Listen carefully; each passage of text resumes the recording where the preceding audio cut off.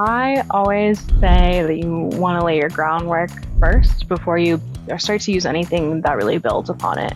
So definitely would work on your SEO first. That's really going to be the groundwork of really anything that you do, both on and off Amazon.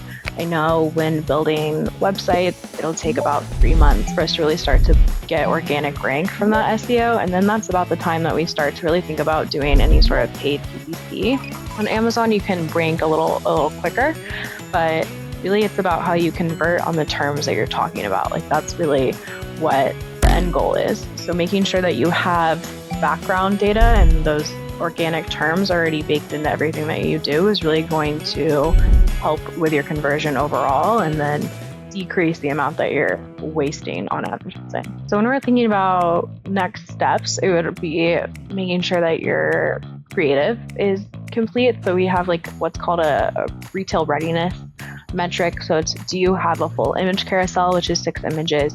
Do you have the full title and bullets? Are you fully utilizing all of your characters there?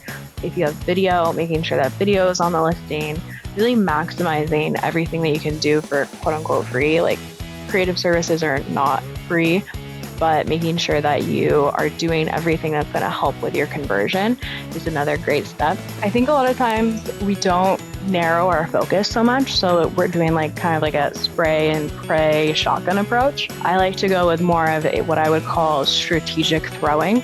So instead of throwing everything at the wall, I'm throwing a couple of things that I strategically picked and really trying to test, learn, and double down. With 2025 starting off, what do you think are some of the biggest trends and shifts that we're seeing in SEO, especially for e-commerce brands, and what they should be paying attention to? Yeah, so one of the biggest shifts is obviously AI has been coming out a lot. And so I think Google's reacting to some of that AI driven content, where back in the day, it used to be that it was how much content you were pushing out consistently to try and build that organic rank through blog posts, etc. Now I'm starting to see that it's how many times a piece of content is uploaded or edited.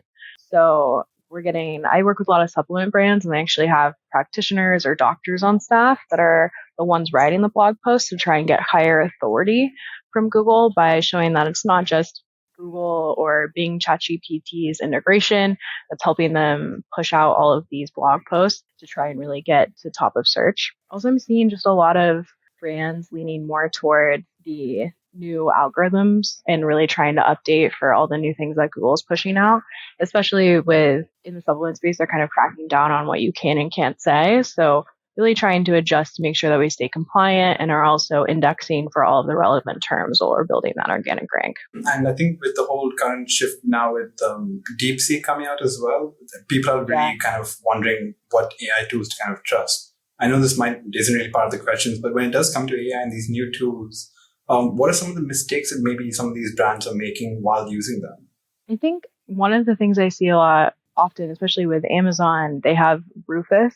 So it's like their AI feature, and trying to plug AI into things that no one really asked for AI to be there. I even started to see like AI fridges or like ovens, like smart electronics that have AI integrated. It's like no one asked for that. Trying to replace, so I don't think AI could ever replace creative entirely. So a lot of people are trying to just use whether it's like Midjourney or something else to create lifestyle graphics with their product. And I think that kind of disconnects them with the customer a little bit by not putting the time and effort into how you really want to portray your brand with some of the creative. I think ChatGPT and other AI programs are definitely not going away. I think it's important to embrace them and use them for what they're meant to be, which is kind of like a supplement. So I don't think we should try to replace anyone or replace any current processes with AI. My approach is more, if it's not broken, why are we trying to fix it when there's lots of other things that we could be using it for? Yeah, and just to a little bit add on that, I think one of the sayings that we have here at Stan is that AI won't really be taking your jobs. It's the people who kind of know how to use AI who might be taking your jobs. So I feel like a lot of people just need to kind of embrace it and then, go ahead with that.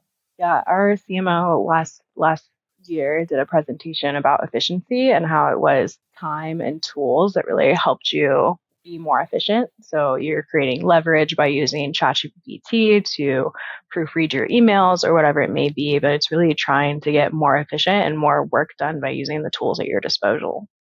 So when it does come to Amazon, like you mentioned, when it comes to, let's say, Amazon versus D2C brands, is there like a difference when it comes to the SEO strategy involved? Yeah, so it used to be that Amazon would kind of cross-reference SEO on your D2C versus your Amazon site. So it was really important to make sure that all of your content, whether it be on your detail pages or your A plus content, was different than what you had on your D2C site. We've kind of moved away from that. And so I think we kind of sometimes will think as brands, oh, I can just duplicate exactly what's on my D2C and put it on Amazon since they're not really checking that anymore. But it's an entirely different ecosystem. It's an entirely different ranking system. So it's all based on like keywords and PPC strategy. So making sure that on Amazon, you're going after the same terms that are in your titles, your bullets, and any other content that could be potentially indexed. Whereas on your D2C, there's going to be different terms that you're going to want to go after. You're probably going to lean more into your branded terms, etc. Whereas Amazon's just kind of like its world of its own. And that's why there's so many like Amazon experts, is because it is so different than any other platform. I often tell people that I'm like training is that it's so much easier to start on Amazon and go off into Google, Meta, etc. than it is to go the other way. Hypothetically, if you were to go the other way, what would be some of the common mistakes that people make? I think the first part is Amazon's kind of a black box when it comes to consumer data. So like we don't get great information on what our customers are interacting with and like where they're falling off on the D2C. So you can't do any sort of like hot key tracking or anything like that within the Amazon ecosystem. So you're kind of really left with some of the first party data and third party data. So like organic rank and click share, common things that we talk about when we're looking at Amazon. Whereas that's not really something that you use when you're on a D2C site. Commonly, we also have a lot of retail partners that want to use market share as a metric, but the Amazon ecosystem is so big that it's really hard to get an accurate idea of market share. I want to maybe do another hypothetical here. I've been using this example for a lot of my episodes. So as Bowser, I'm kind of doing my own brand, D2C brand. I kind of want to start off with Amazon as well and, start selling products there. When it does come to, let's say, the SEO techniques that come into play for this, a friend of mine, Mario, kind of mentioned that there are some myths that I need to stay aware of. What are some of the, let's say, practices that are outdated that people should definitely abandon and not really go after anymore? So I think one of the things people used to really go after a lot was review strategy, because reviews play a huge part on Amazon. Not so much like SEO related, but Amazon does scrape the reviews and pull SEO terms out of it. So there used to be a friend of mine whose job was to just get reviews for their brand on Amazon. So they would do paid campaigns through Facebook groups or etc. to really try to generate reviews where we would tell them these are the search terms that you want to include. And often that's the question from brands is like, how can I build my reviews? And Amazon's really cracked down on it. So it's not really something that is even a great thing to be focusing on for your strategy because the risk is just so much higher than the reward. And it's just really about, building sales and eventually the reviews will come. As far as third-party sources, it's not really something that you can do anymore on Amazon. The other thing is it's a really pay-to-play platform now. It used to be that you could spend like a couple of cents and get a lot of sales. And now I see keywords that are up to like $24 per click. So it's really growing in terms of how competitive it is. So that's kind of the first thing that I'll say. And second is really leaning into subscribe and save and those programs that build organic revenue. So we're not competing in the greater ecosystem with those $24 clicks. And just to kind of pick on one thing that you mentioned, the review side of things, I've got, let's say, a whole team of maybe 50 plus people. They might not have used my products or services, but they plan to kind of just leave reviews in general. Is that a good idea? Or is it something I should probably stay away from because it might not be, let's say, as legal as we kind of think it is? Yeah, I would definitely stay away from it. The thing that I hear the most is that the review policing is kind of like the 7 degrees of Kevin Bacon. Amazon can actually say, oh, you were at your mom's house and your mom's Wi-Fi showed that her friend Karen purchased a product. Doesn't have anything to do with you, but because they can trace your IP address backwards, you could end up getting your account shut down or your products flagged. And that's something that we want to avoid at all costs.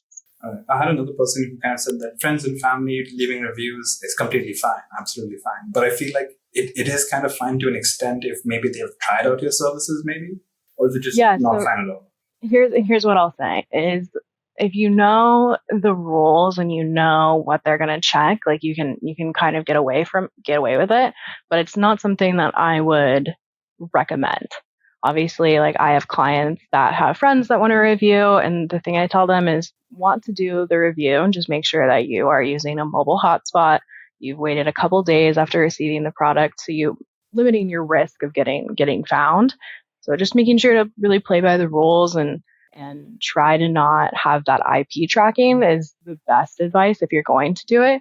I would just, if I was a client, I would tell them to maybe put their efforts into something else like social media or trying to get authentic feedback is the way that I would phrase it. Right. The reason why I kind of ask this question is because a lot of people have trouble incorporating that authentic feedback. They don't really have, let's say, a system in place where they can get constant feedback from their customers or clients. Mm-hmm. So is there maybe a way to maybe incorporate that and make it more easier for them? Yeah, so I think one of the ways it's technically against Amazon's terms of service, but I do receive, as like an Amazon shopper myself, I do often see feedback cards within the product. So like in the box or wherever, where it's like, we would love to hear your honest feedback about the product. So as long as you're soliciting honest feedback from your customers, that's not against terms of service. It's when you're trying to cherry pick like positive ratings only. I also think if you're launching a new product, the Vine program through Amazon is a great way to get some of that initial feedback. Some of my supplement brands will like launch a product and then they actually got really bad reviews from the Vine program. So they took the product down and reformulated it and launched it again. So it is a positive thing. If you're doing a new product launch, you can use Vine, but you only get 30 reviews from that. So just kind of limit your scalability. All right. To kind of jump back to the SEO myths and the outdated practices, is there any other kind of outdated practice probably people should just stop doing? I mean, Amazon as a whole has a lot of features that you can use. I think more of the we don't really have outdated practices on Amazon. It's more that we've just started to like get new ones and people don't really opt into those new features. Like something is like upper funnel marketing, whereas a lot of brands could dump a lot of money into PPC when they're not really looking to expand into display or even streaming TV, which is really where Amazon's going with their upper funnel. So that's more what I see, is that they're kind of sticking to things that work for now, but in a couple of years are probably going to increase with competitiveness. And so it's better to just start building that brand awareness now where there's not as many players in the market. Right. To again jump back to the hypothetical with Mr. Bowser here. If I were to, let's say, and this probably again isn't part of the questions that we kind of agreed on, but if I did kind of start off my website and I'm trying to sell my products and services there, and I kind of know where this answer might go, but I'm just going to ask it anyway. If I had to choose between SEO and PPC, what would be the first or the better choice? I always say that you want to lay your groundwork first before you start to use anything that really builds upon it. So definitely would work on your SEO first. That's really going to be the groundwork of really anything that you do, both on and off Amazon. I know when building websites, it'll take about 3 months for us to really start to get organic rank from that SEO. And then that's about the time that we start to really think about doing any sort of paid PPC. On Amazon, you can rank a little quicker, but really it's about how you convert on the terms that you're talking about. Like that's really what the end goal is. So making sure that you have background data and those organic terms already baked into everything that you do is really going to help with your conversion overall and then decrease the amount that you're wasting on advertising. The answer that I was thinking that you were going to say was that it depends, because I feel like everyone just starts off with, oh yeah, it depends on what your goals are and what you're kind of, positioning yourself in. But this, I think, is a more, let's say, practical way to go about it. Build that foundation with SEO and then kind of get the bonuses with PPC. Yeah, I think it's fair to say that it could depend on what your goals are. But I come from like a startup space and working with small entrepreneurs, and it's really about what is the best use of your investment. And a lot of times it's it's starting with the basics and then scaling. Yeah, and I guess the organic results, we know they speak for themselves, and the PPC is like the cherry on the cake, I guess. Exactly. All right. So I've kind of got my website done. I've kind of put my products on Amazon as well. I've got like the foundation, let's say, pretty much sorted out here.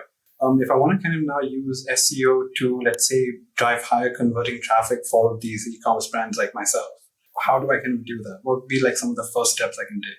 Yeah, so when we're thinking about next steps, it would be making sure that your creative is complete. So we have like what's called a retail readiness metric. So it's, do you have a full image carousel, which is 6 images?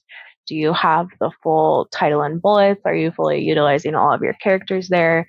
If you have video, making sure that video is on the listing, really maximizing everything that you can do for quote unquote free. Like creative services are not free, but making sure that you are doing everything that's going to help with your conversion is another great step.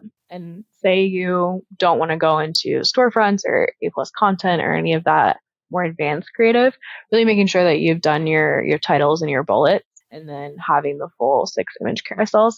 And then my next advice would be to start looking at products within your same category. So for example, if you're selling journals, looking at other journals that are in the same space when you type in journals, seeing like what keywords that they're showing up for, what do their listings look like, are you competitive within that space, and then starting to advertise on those keywords and trying to win your top of search placement. So making sure that you're in the first 4, because we know the old Google axiom of best place to hide a dead body is on page 2 of Google. Seems true on Amazon.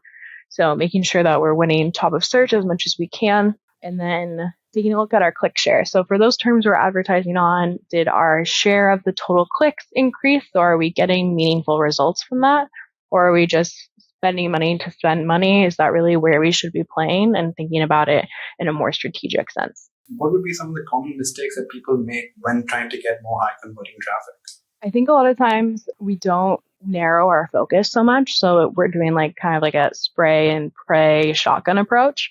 I like to go with more of what I would call strategic throwing. So instead of throwing everything at the wall, I'm throwing a couple of things that I strategically picked and really trying to test, learn, and double down. If you have multiple variables going at the same time, it's really hard to see what's moving the needle. Is it my new keywords? Is it my increased spend? Is it this other thing that I changed? Really being specific in what you're doing and measuring the results is going to set you up for great success, because you'll be like, oh, a year ago I tried to do this and this was the result. Let me try a similar tactic for this new problem that I'm facing. So my advice would be to really just test, evaluate, and then if it works, double down. If it doesn't, don't do it again. Fair. I feel like some of these questions are kind of geared towards, let's say, starting off. But here's another hypothetical. If I do have, let's say, something on Amazon that I am trying to sell off, but I'm not really getting the results, or the metrics are not really hitting the mark. And it's been like a while, maybe a couple of months or so, perhaps a year. What kind of changes should I go back and make, or what are some of the fixes that I should be doing or how do I even know that it's not really working out? Yeah, so I think I get this question a lot: is it worth it? Is what I'm doing worth it or not? And I think the first step to really evaluate if something is worth it is determine what your goal with that tactic was.